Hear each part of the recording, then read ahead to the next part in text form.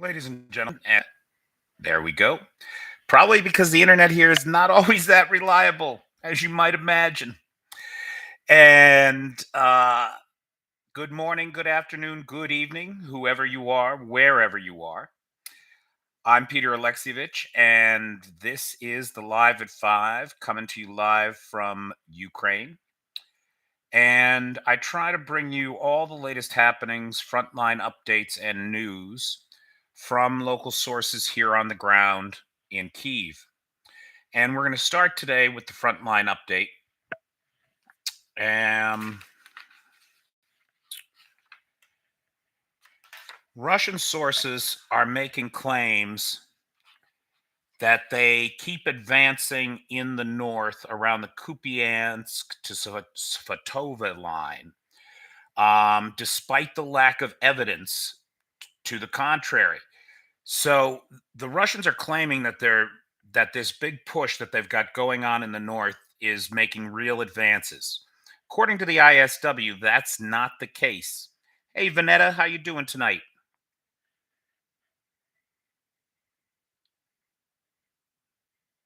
Thanks for stopping by.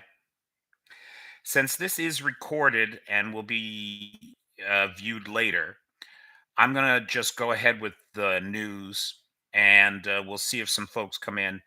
And if they do come in on the live, well, then we'll have time for questions and answers after the top line news. How's that sound? Thank you. Good to see you.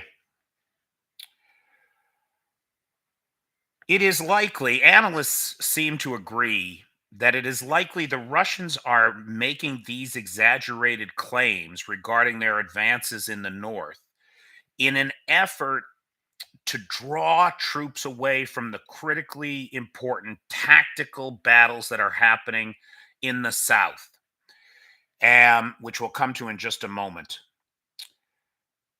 The Ukrainian MOD did confirm that they made 6 assaults in that north sector around the Svatova Kupiansk line that were rebuffed by the Russians. So it seems to be that the stalemate is holding up in the north. Around Klivchizka, which is just south of Bakhmut, this is a city that has been heavily contested for the last few weeks, and the Russians seem to be making the same mistakes that they've made repeatedly in this conflict. The Ukrainians are sitting on the high ground with artillery, and they're simply demolishing the wave after wave of Russian forces that keep coming in to try to retake the town, as if the town was that important, which it is not. Now, it's true, there's a supply road there just beyond the town. There's a railway line there that's also used for Russian resupply. But the town itself is strategically unimportant and it's vulnerable. Today, a large armored column was destroyed in its efforts to retake Klivshizka. Again, these guys are on the heights, artillery's firing down into the valley. Ukrainian drones spotted this armored column, and then the artillery took it out. Several tanks were destroyed, several armored fighting vehicles, and some other miscellaneous vehicles. Around Bakhmut, it's the same kind of situation. The Ukrainians have captured the heights above the city and are simply pounding the Russian forces down in the valley below with no reprieve.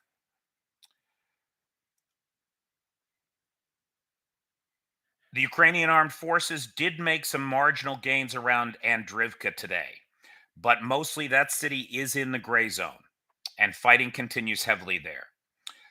Fighting continues heavily all along the Donetsk front lines with no gains on either side. But the real news comes to us from Robotny, uh, or Robatine, uh, where it appears that the Ukrainians have broken through. Well, they've certainly broken through the first line of defense, right? And this is the trench network and minefields that protected the town. They're through that. They're well into the town. There's lots of footage of the Ukrainian armed forces in the heart of Robotine. But the Russian telegram channels are blowing up with the claim that the Russians are fleeing under fire from the town. Now, you can't trust the Russian sources, and we don't know what Russia will do. It's entirely possible that they will make the same mistake in Robotine that they have made in Klivshizka and other places. They will simply send wave after wave of infantry and mechanized support in there at a disadvantage, um, to try to hold it. And the fighting could become intense. Or, and this is my fond hope, this is my great hope and wish. Behind the town is the second defensive line, right? That's a trench network, and more minefields, as well as Dragon's Teeth. Now they're through the first line of Dragon's Teeth. This is a second line of Dragon's Teeth. It is not impossible that they could break through that second line.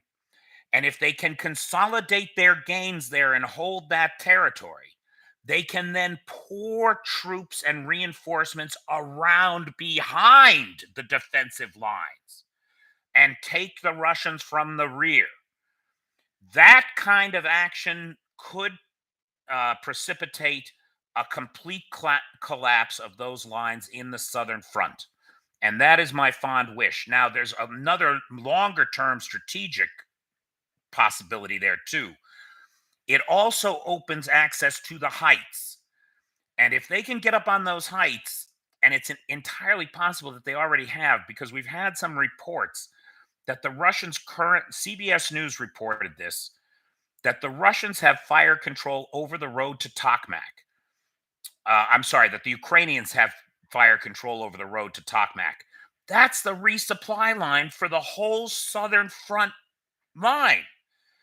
If the Ukrainians have fire control over that road, every truck full of ammunition and food headed to the front line is a target. And that will change the entire shape of this war. So that's my fond hope there. Nothing seems to have changed down in the Kherson region. Things are moving along there, as they have been. You've got 3 bridgeheads established. The Ukrainians are making gains. Now, Andrew Perpetua did update his map to put the Ukrainians almost in Oleshki. That would be a big deal. If they could get into Oleshki and push the Russians out of there, that would give them a sense of security and push the artillery back so that they could maybe then establish a way to get heavy armor across the river. And that would be, again, just like getting behind the lines around Robotine, getting armor into Kherson would mean that they could Maginot Line the shit out of those Russian defenses. Just come around from behind and not have to work their way through them at the painful pace that they've had to endure, and the cost, of course. The ISW reports that the Russians are suffering from a lack of counter battery availability. Apparently, there are lots and lots of complaints coming from the front line that the Ukrainian artillery is hammering the Russian forces and the counter battery fire isn't there. Now, this could be because the Ukrainians have been so carefully targeting Russian electronic warfare devices, so the targeting mechanisms for the counter battery positions, and the artillery. Just this week, the Ukrainians reached artillery parity with the Russians. That is to say that they have as many artillery pieces as the Russians have, which has not been the case through this entire war.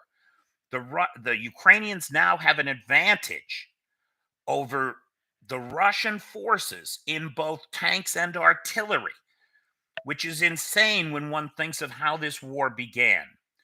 And of course, we had the announcement that the Abrams are on their way. It's only 31 Abrams, but the Abrams are great tanks and will make a difference. Even the two companies that they're sending will make a difference.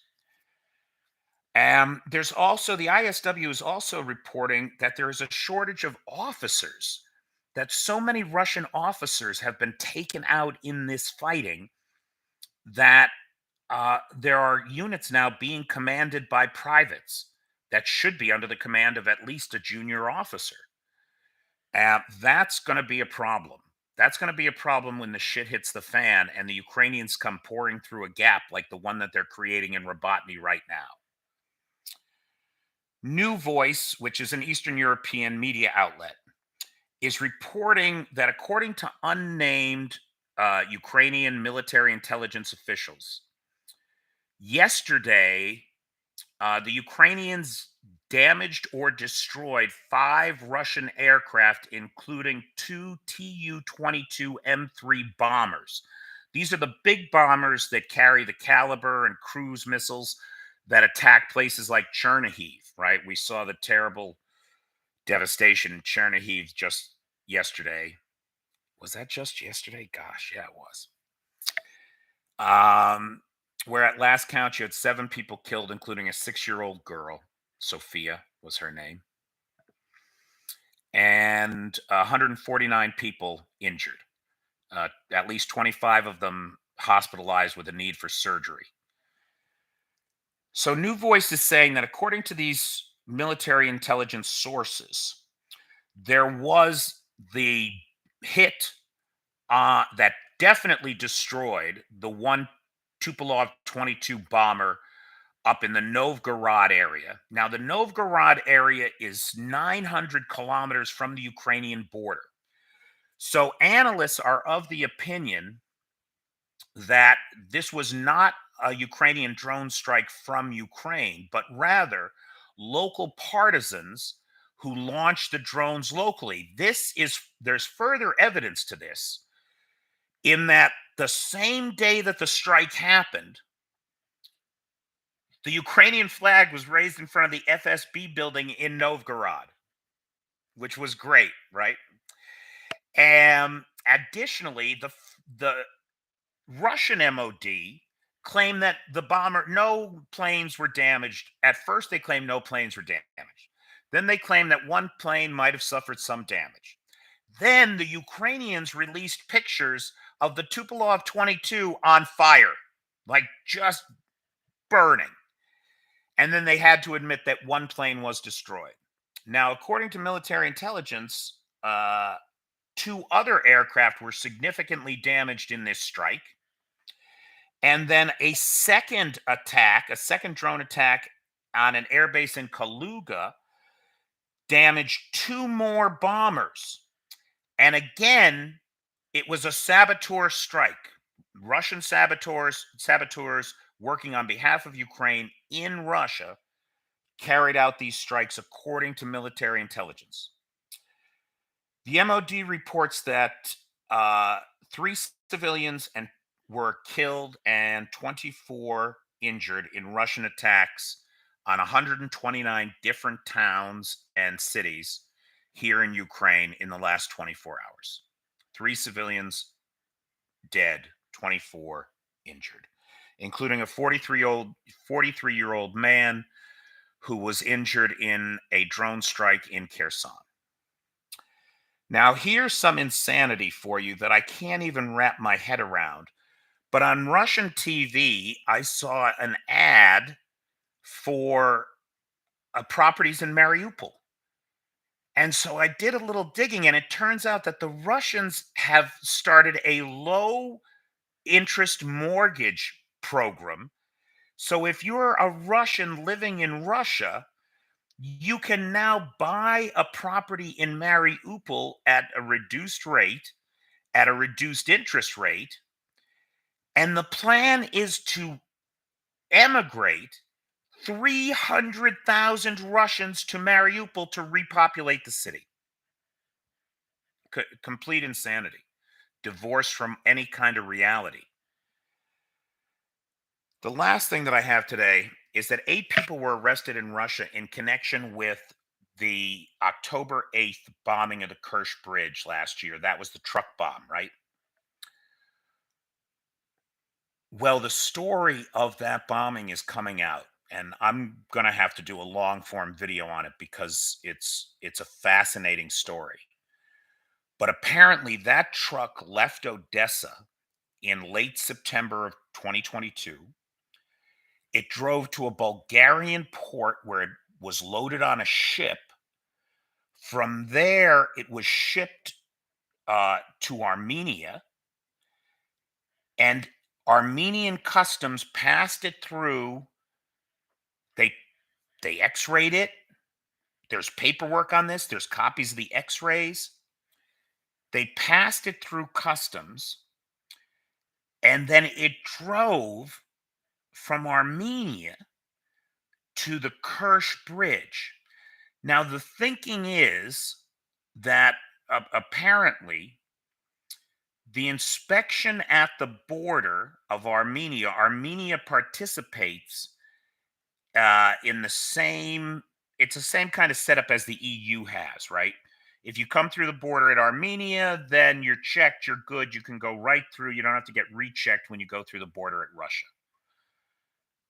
And so altogether, this is like a 5,000 kilometer journey that this truck took to go around and cross the Black Sea, uh, to drive back across the Kerch Bridge where the detonation then happened. It's an amazing story. It's a fascinating story. But the Russians do have 8 people in custody now, accusing them of collaborating with the Ukrainians on this truck bombing of the Kerch Bridge last October.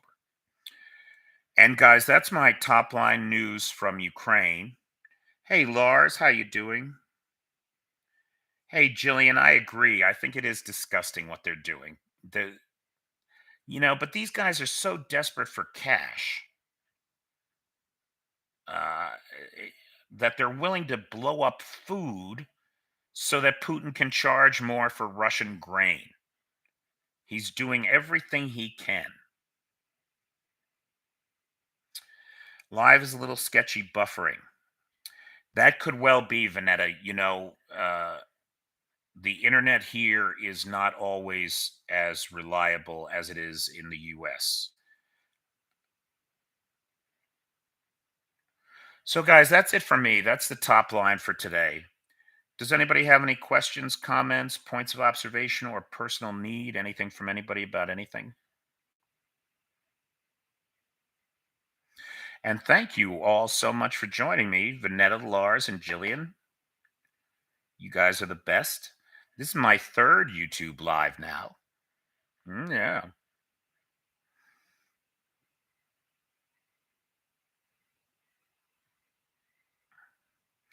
All right. Russia's slowly falling apart from the inside. Hope that Ukraine can reach the sea. You and me, Lars, but you and me both, Lars, from your lips to God's ear, huh, pal? I'll tell you that breakthrough around Robotny is looking awfully in, impressive to me. And a lot of media outlets are reporting that uh, the 82nd Air Assault Brigade that went in there, which is well equipped with NATO equipment, right? But it's important to remember is mostly comprised of new recruits, kids that just joined the service, then went for their NATO training for a few months and came back. These aren't the battle hardened troops. They've got the new equipment, they got the new training, but they're also green, you know? Um, so at any rate, the breakthrough there looks like what we could be waiting for. And then the other thing is, a lot of media outlets are reporting that the 82nd Air Assault Brigade is the last of the Ukrainian reserves. This is not accurate. There are several brigades still in reserve, fresh, untested in battle, and all armed with NATO weaponry. And then, of course, there's the kids that keep coming back from the NATO training, right? It's not like 63,000 troops went off to NATO training and they all came back at once. 63,000 of them came back a month ago, or 2 months now. But there's still lots out there getting trained, and they keep coming back. What's up in Belarus, Vanetta? We don't know. We don't really know. Belarus appears to be a distraction, is what it appears to be. A couple of Wagnerites got arrested, one in Krakow and one in Poland for attempting to recruit.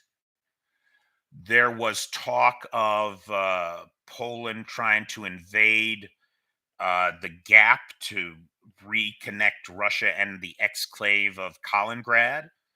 This is nonsense, of course. They're not going to do that. But they were certainly bragging about it on their TikTok channels. There's talk that a lot of the Wagnerites in Belarus are not happy with the pay and they're leaving. You know, there's only about 10,000 of them in Belarus, right? Only about 10,000 of them. 1,500 commanders and 8,000 troops. Where's everybody else? There were at least 24,000 when Eugene had his little mutiny there. Where are the other 14,000? Have they all retired? Have they just disappeared into Russian society? Have they been shipped to Africa? Have they joined the UAE or the Russian armed forces? Or are they somewhere else plotting something else? And the answer is we don't know, or maybe it's D, all of the above.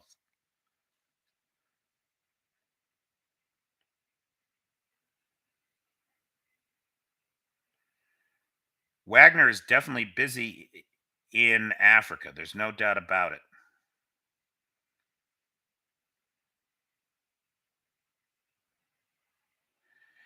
Well, we know, Lars, that Wagner lost four of its troops in a recent clash with Al Qaeda, right? Al Qaeda ambushed them as they were traveling from Mali to cause trouble in Niger. And they lost at least four people in that attack.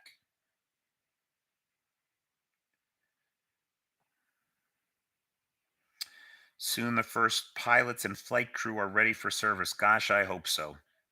I really hope we've been training these pilots. Now, a buddy of mine who is in a position to know assures me that before this war even started, there were five Ukrainian Air Force pilots that were certified on F-16s. Now, it's no good without the planes, right? We got to get the planes here.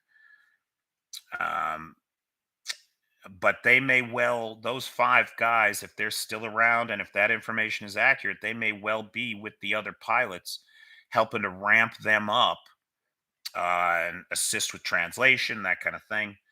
And they'll come back ready to rock and roll. That's our fondest hope. I would agree.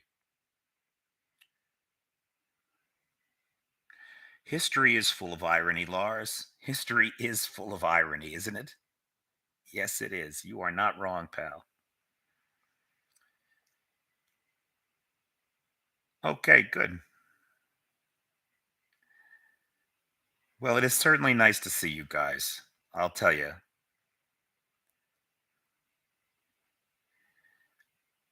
That's what I'm thinking, Lars. I'm thinking if those guys exist, which I have every reason to believe they do, they are probably part of the team that's training the fresh crop of pilots.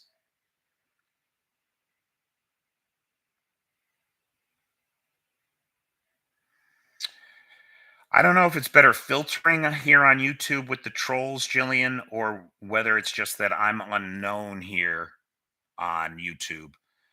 Um, I'm only over here because my live got suspended for no good reason over on TikTok. Um,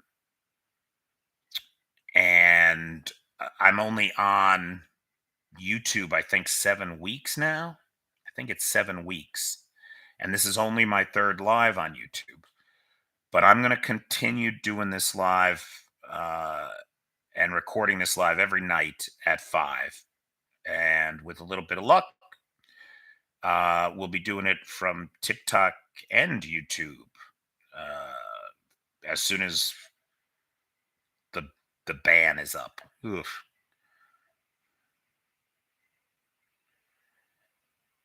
70, 70, Lars. They sent 70 pilots, or they sent 70 personnel to Norway for F-16 training. It's important to remember that you don't just have to train the pilots, you got to train the mechanics and the ground crews too. And so, of those 70, how many are pilots? Or did they underreport the numbers? Is it really 70 pilots that went for training? And they're not counting the ground crews and mechanics, or the ground crews and mechanics are going someplace else for training. That was not clear to me in the reporting. But it is great news, right? The Dutch are sending all their F-16s, all 42 of them. Well, everyone that's working anyway. Uh, well, I guess they're going to send them all, and if it's not working, they can use it for spare parts. And then the Norwegians are sending 16, and the Swedes today said that there is no plan to send Gripens or Griffins. However, they're training Ukrainian pilots on them. Now, what is that about? Right? It seems to me that a political decision has yet to be committed to, but that the Swedes are moving in the right direction. And once the Ukrainian pilots have completed their training, suddenly there'll be some Griffins for them to fly. That would be my hope there. Why else do the training, right?